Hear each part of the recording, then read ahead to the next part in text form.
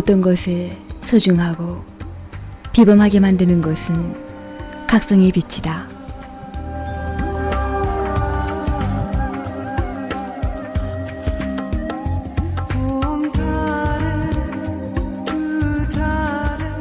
그땐 사소한 일도 중요한 의미를 갖게 된다. 흔한 조약들도 주의 깊은 의식과 민감한 감수성, 사랑을 가진 사람의 손길이 닿으면 소중한 다이아몬드가 된다.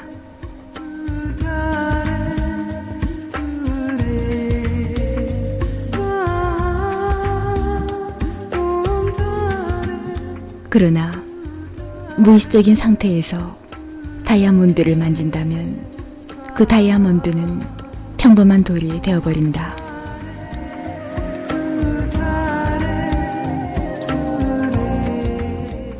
그대의 삶은 의식이 각성된 만큼만 깊이와 의미를 가질 수 있으니까.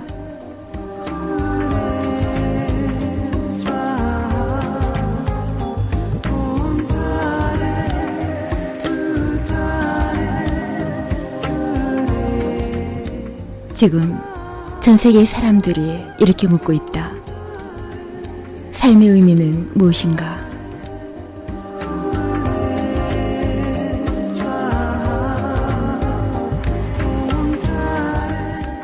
허나 삶의 의미가 실종되었다. 왜냐하면 의미를 발견할 수 있는 방법이 사라졌기 때문이다. 그 방법은 의식의 각성이다.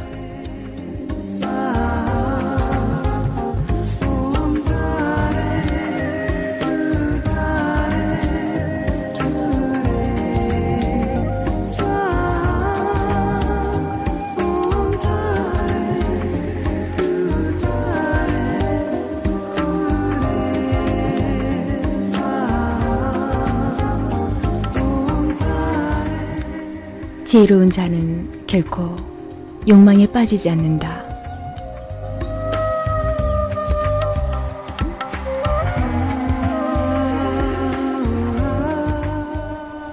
붓다가 말하는 욕망이란 그대의 마음 전체를 의미한다.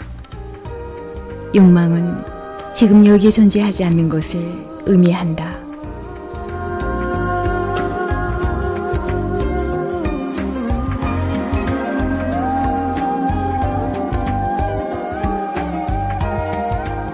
욕망이란 아직 존재하지 않는 미래의 어디론가 달려간다는 뜻이다. 욕망은 현재로부터 도망치는 수많은 방법을 의미한다.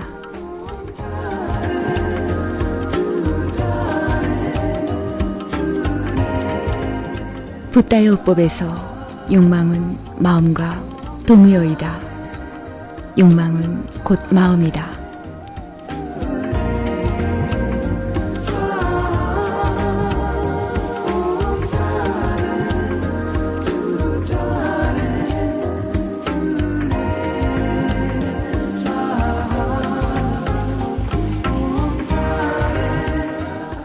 욕망은 또한 시간이다.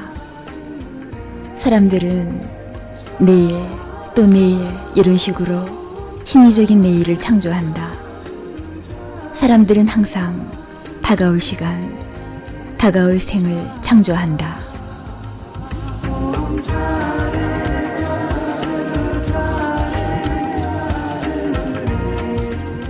그들은 사회의 할 일에 대해서까지 생각한다.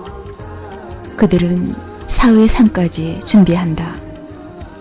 그리고 이런 사람들을 종교적이라고 여겨진다. 그러나 그들은 결코 종교적이지 않다.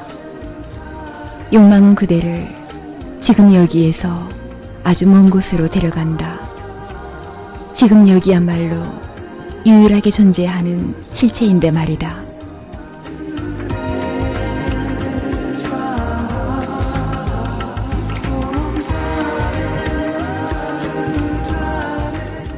붓다는 말한다. 지혜로운 자는 결코 욕망에 빠지지 않는다. 그는 결코 미래로 움직이지 않는다. 그는 오직 현재에 산다. 미래에 사는 것은 거짓된 삶, 가짜 삶을 사는 것이다.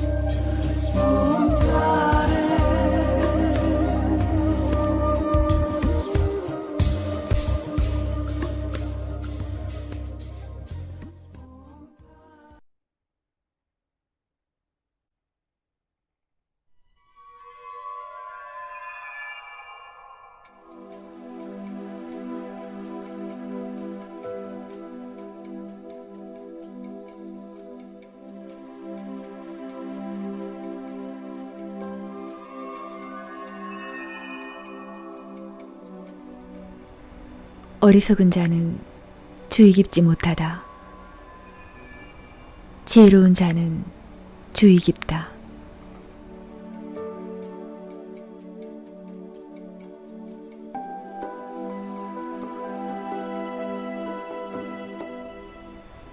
지혜로운 자는 자신과 자신의 삶에 주의를 기울이며 다른 사람에 대해서도 주의 깊다.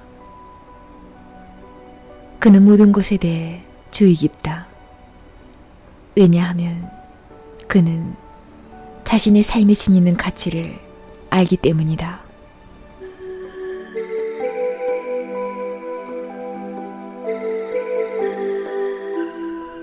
그는 삶이 매우 소중하다는 것을 안다.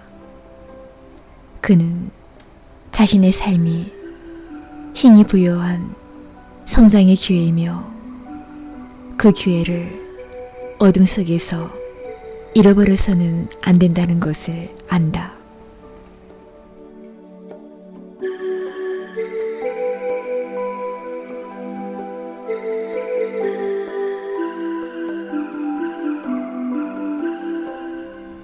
사람들을 관찰하고 그대 자신을 관찰해보라.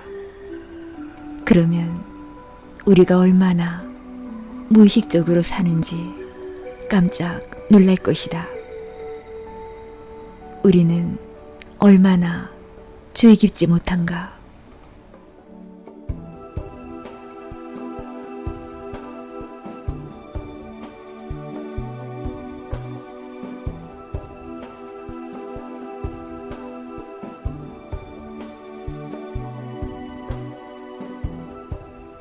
우리는 들려오는 소리에 귀 기울이지 않고 보이는 것을 보지 않는다.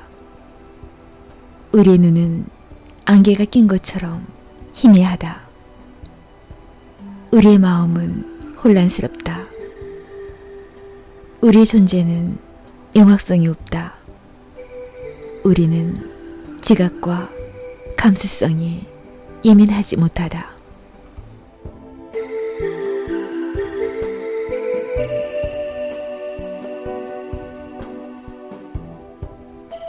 우리는 그럴 뜻도 없으면서 아무 말이나 툭툭 내뱉고는 그 말로 인해 후회를 하며 괴로움을 겪는다. 우리는 마음에도 없는 말을 하고 원하지도 않는 일을 계속한다. 어떤 무의식적인 힘이 우리를 몰고 간다. 때때로 우리는 하지 않기로 결심한 일을 계속한다. 우리는 결단력과 의지가 없다.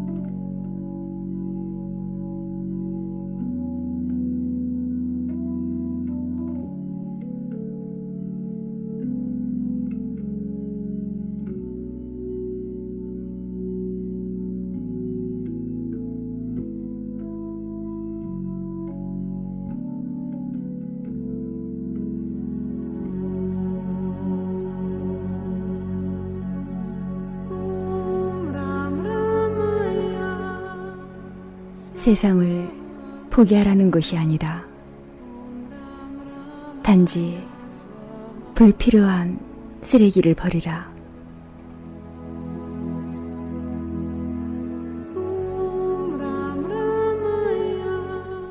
그대는 불필요한 것을 너무도 탐내왔다. 그리고 그것이 진정으로 필요한 것인지에 대해 명상하지 않는다. 그대의 수집품이 어떤 도움을 주겠는가? 그 물건들이 그대를 더 행복하게 하는가?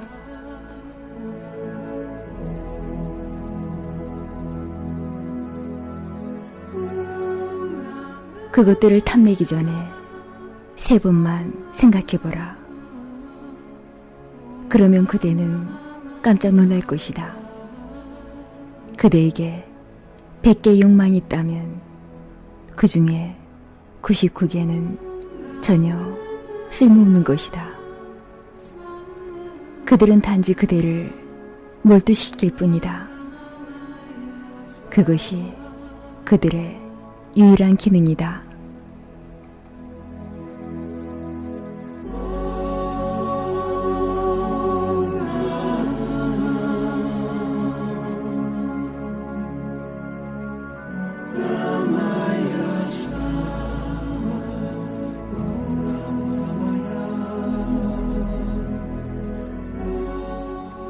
그대는 너무도 오랜 동안 이러한 불필요한 욕망들로 인해 평생을 낭비하고 파산 상태로 죽을 것이다. 그러나 지혜로운 자는 주의 기품을 잘 보존한다. 그것이 그의 가장 소중한 보물이다.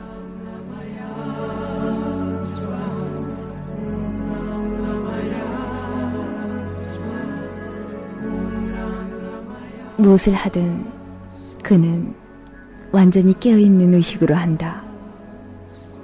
그런데 그대는 모든 일을 거의 기계적으로 한다. 그대는 자동화 프로그램에서 벗어나야 한다.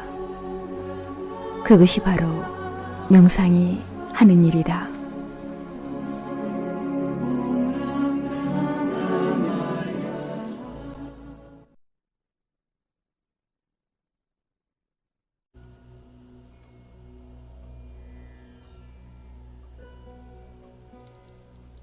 존재계에는 계급제도가 없다.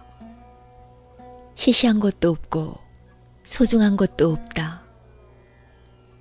큰 별과 작은 풀잎은 둘 다 평등하게 존재한다. 그러므로 단말하는 말의 다른 의미는 공정함, 즉 평등성이다.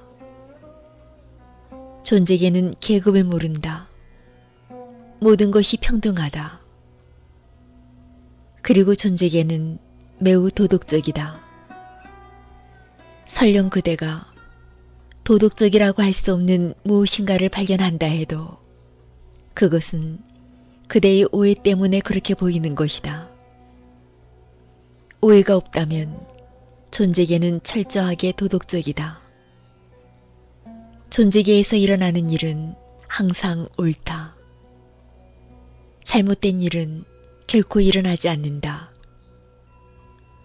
잘못된 일이 일어나는 것처럼 보이는 것은 그대가 무엇이 옳다는 고정관념을 갖고 있기 때문이다.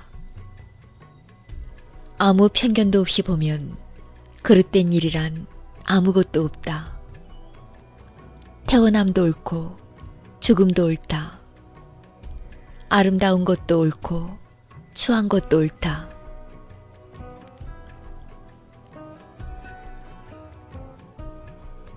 그러나 우리의 마음은 협소하기 그지없다. 우리의 이해는 한정되어 있다. 우리는 전체를 보지 못하고 항상 부분만을 본다. 우리는 문 뒤에 숨어서 열쇠 구멍으로 거리를 내다보는 사람과 같다. 어떤 사람이 지나가고 돌연 차가 지나간다. 조금 전까지 없었던 것이 나타난다. 그리고 다음 순간에는 영원히 사라진다. 그것이 우리가 존재계를 보는 방식이다. 우리는 미래에 있는 어떤 것을 말한다. 그런데 그것이 현재에 들어온다. 그 다음에는 과거 속으로 사라진다. 사실 시간은 인간이 만들어낸 발명품이다. 존재하는 것은 항상 지금이다. 존재계는 과거와 미래를 모른다. 오로지 현재만을 안다. 그러나 우리는 문 뒤에 앉아서 열쇠 구멍으로 밖을 내다본다. 없었던 사람이 돌연 나타난다.